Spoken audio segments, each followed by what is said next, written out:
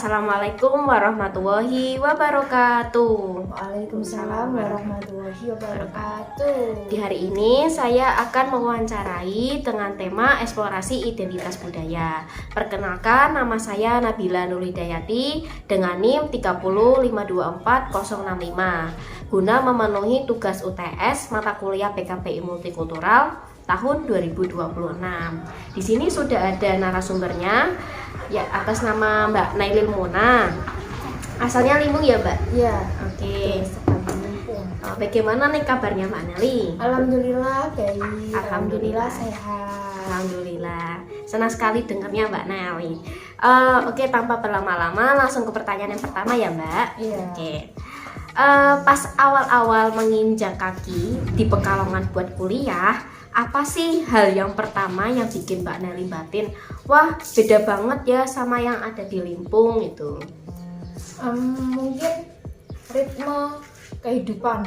Oh iya sih, Pekalongan tuh cepet banget ya. Iya.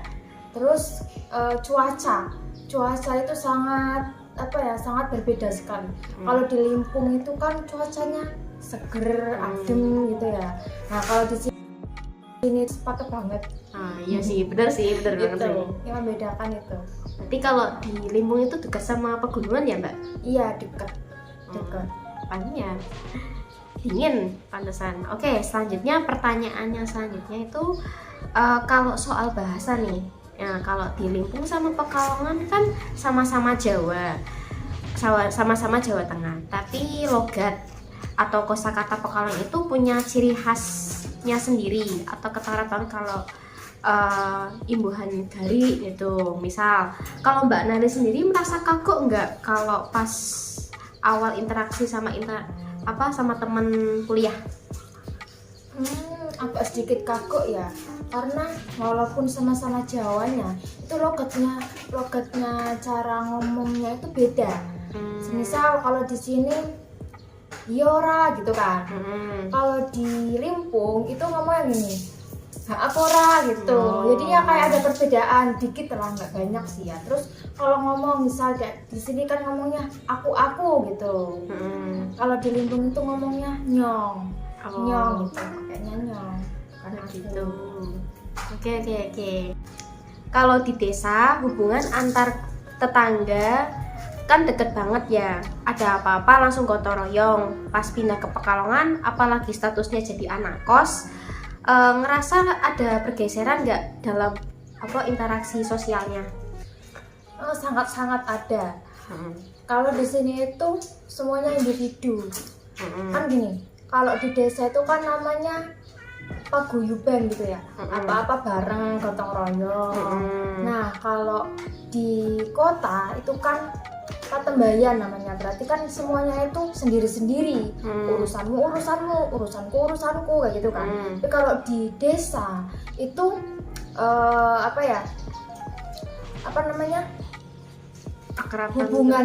hubungan antar tetangga itu deket banget gitu. Beda. Beda banget ya. Oke. Pertanyaan selanjutnya nih Mbak. Terus kuliah di kota besar pasti mempertemukan Mbak Neli sama orang-orang dari berbagai latar belakang. Ada nggak pola pikir atau mindset baru yang Mbak Neli dapetin setelah merantau yang mungkin beda sama pandangan orang-orang yang ada di desa? Menurut aku ada ya. Bisa dari open minded, terus toleran, terus dan tidak gampang ngejudge. Karena di desa itu orangnya itu cenderungnya homogen, memiliki kesamaan seperti dalam hal pekerjaan, yaitu kayak terutama pertanian, terus peternakan, perkebunan gitu. Tapi kalau di kota khususnya di Pekalongan itu kan banyak kayak industri tekstil gitu ya, batik gitu. Nah, itu yang membedakan seperti itu. Oke, pertanyaan selanjutnya. Mbak Neli sendiri meskipun sekarang udah mulai menyatu nih dengan vibes kota Pekalongan, ada nggak kebiasaan atau nilai-nilai asli dari Limpung yang tetap Mbak Neli pegang teguh dan nggak mau hilang? Ada dong. Terus itu nilai norma kesopanan. Terus ada nilai kesederhanaan. Terus tata krama yang paling penting, karena di Limpung atau khususnya di desa itu kan paling kuatnya tentang tata krama. Semisal kayak bertindak kita sehari-hari itu kan dinilai sama orang.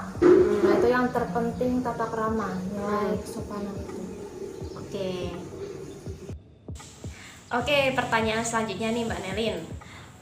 Ngomongin budaya kan nggak lepas dari makanannya ya Mbak. Gimana adaptasi lidahnya Mbak Nelin?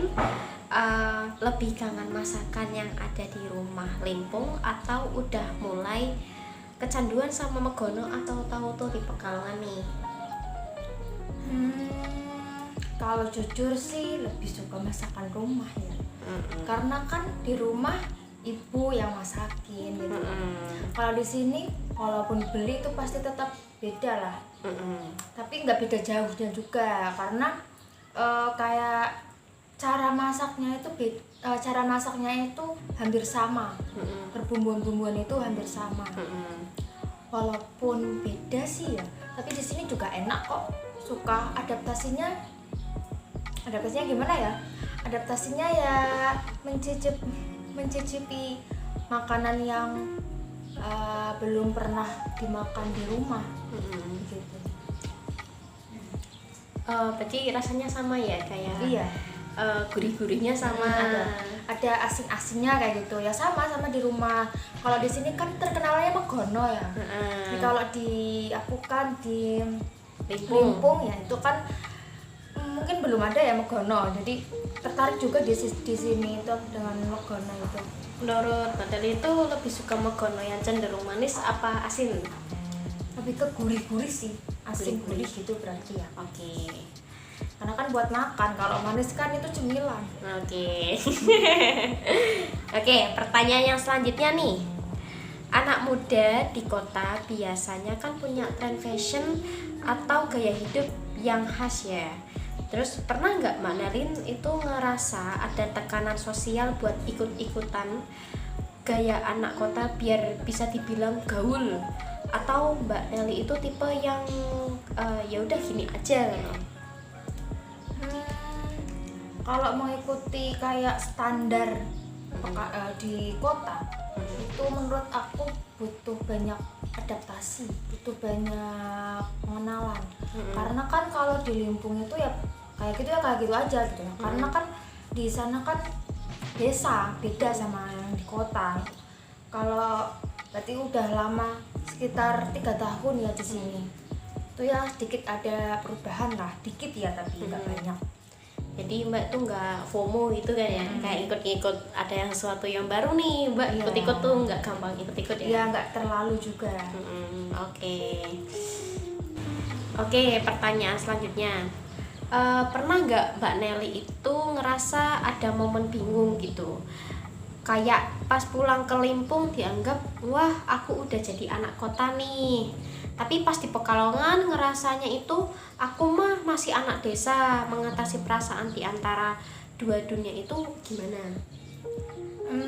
Pernah sih ya, waktu aku pulang dari sini, dari kota itu pernah kayak gini, cie anak kota pulang gitu. Padahal aku kayak merasanya apa iya ya, kayaknya biasa-biasa aja kayak gitu. Kalau aku pulang ya aku beradaptasinya ya sama dengan yang di desa gitu. Walaupun aku di kota, tapi waktu di desa nggak ada cerembat-cerembatnya di kota gitu loh. Cara ngomongnya, apa cara berpakaiannya itu nggak sama yang ada di kota. Kayak balik lagi seperti semula gitu. Oh gitu. Nah, pertanyaan selanjutnya nih, melihat perubahan identitas budaya yang Mbak Nelly alami sekarang, menurut Mbak Nelly keputusan merantau kuliah Kalongan ini mengubah jalan hidupnya Mbak Nelly ke arah kayak gimana sih? Mengubah hidup aku ke arah yang lebih positif. Jadi aku bisa belajar tentang sikap mandiri, karena kan di perantauan. Terus mental juga kuat mental, dan juga belajar dari kehidupan yang heterogen ini, karena dapat bisa mengubah atau menjadi pelajaran untuk masa depan aku. Oke. Tips atau pesan buat teman-teman dari desa lain yang mau ngerantau nih kuliah ke kota Pekalongan ini biar bisa tetap beradaptasi tanpa kehilangan jati diri mereka. Ada. Oke, apa? Pesan aku cuma satu. Jangan takut buat keluar dari zona nyaman. Karena di kota itu bisa menambah relasi kita. Bisa, karena di kota juga ilmunya itu lebih luas. Terus pola pikirnya juga. Dan jangan jadi pemalu dengan asal usul kita, karena kita kan, aku contohnya, aku dari desa, aku nggak malu kalau aku tuh dari desa, karena identik dari desanya itu dengan tata keramanya. Nah, tata kerama itu bisa diterapkan di kota juga, begitu. Jadi menjadi diri sendiri itu lebih upgrade ya, yang lebih baik gitu. Oke, terima kasih Mbak Nelly atas luang waktunya untuk menjadi narasumber. Oke, terima kasih teman-teman yang sudah menyaksikan video kali ini.